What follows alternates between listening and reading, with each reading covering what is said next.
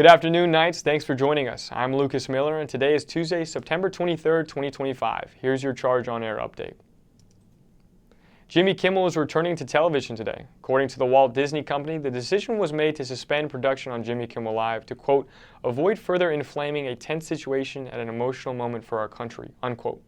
The network had removed Kimmel indefinitely last week after the head of the FCC said he had inaccurately described the politics of the man accused of killing Charlie Kirk.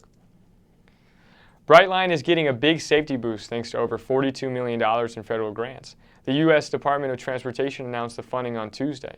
These 4 grants will fund key safety projects across Florida. That includes installing safety fencing, upgrading grade crossings, and rolling out a new trespassing alert system.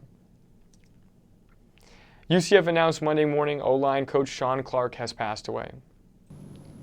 Clark passed away this past Sunday after experiencing a medical emergency, and no information on his passing has been released. Head football coach Scott Frost said Sean was so much more than a coach. He was a remarkable man, husband, and father who cared deeply about his players and staff. Clark is survived by his wife Janelle and their 2 children, Gianna and Braxton. May he rest in peace. Last Saturday was UCF football's home game against North Carolina, and student government took initiatives to make the game day a bit greener. Since the dawn of tailgate, students have left a mark on Memory Mall with their empty cans and game day festivities. For the first time, UCF student government and the Arboretum planned a recycling competition throughout last Saturday's tailgate. Registered student organizations compete against each other to collect the most aluminum cans by pound.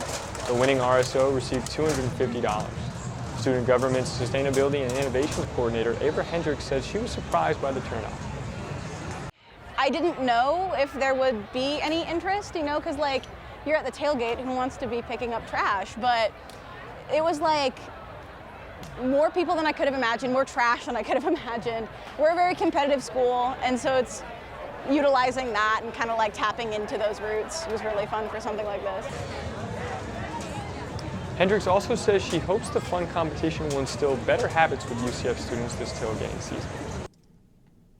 The winning RSO was Outlanders UCF with a hefty 70 pounds collected. The University of Central Florida has reached a new milestone. President Cartwright announced that UCF has been recognized as a preeminent state research university, a designation that brings prestige and resources to the campus. Our Laura Panetta has more from the Fairwinds Alumni Center. I'm here at the Fairwinds Alumni Center, where President Cartwright just announced that UCF was recognized as a preeminent state research university. I am thrilled to share that we have achieved the 12 outcomes required for that designation. Most recently, we not only met, but exceeded the 60% 4-year graduation rate metric, reaching 63.8%. Winston Sconfield says the recognition also highlights UCF's impact on research and innovation. We're a top 20 in the world, ranked in public universities and patent generation. Again, it's kind of a testament of the research that's being done here in research enterprise. It's not just going in the lab and having fun, but actually has outcomes that have value to the economy. So how does this benefit the UCF community? The designation brings more resources from the state. Those resources we invest in our people. And so what it's going to do is help us to continue to support and make sure that we keep those exceptional faculty and staff that we have. And of course, then that translates to what will happen for our students, because our students will be able to work with all these great people, have the facilities that they deserve, and really continue to excel. UCF leaders say this milestone is just the beginning. In Orlando, Laura Pineda, The Charge on Air. With continued investment in student success, UCF aims to surpass the state's new 70% 4-year graduation rate goal and strengthen its reputation as one of the nation's most student success-driven universities. UCF faced off against West Virginia last week for their first conference matchup of the season. The match ended in a scoreless draw, with the Knights missing several chances to put the ball on the back of the net.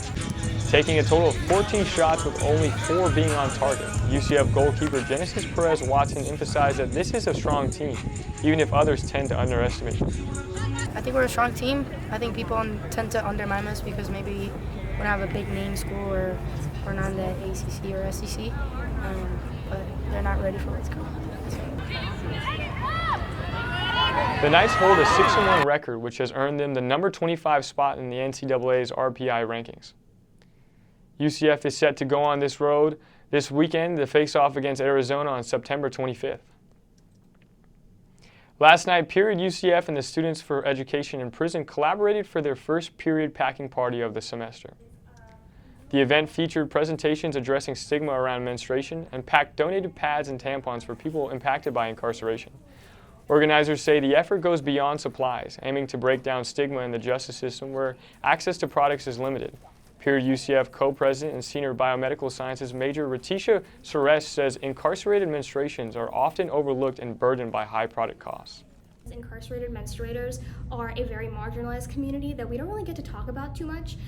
They are disproportionately affected by the price of period products these days in our society, and so we think it's a really important thing to provide them free products. Next one will be next Monday, and it should be. All the packed products will be distributed through local prison outreach programs in the coming weeks. Organizers say they hope events like this spark broader conversations about menstrual equity and inspire more students to get involved.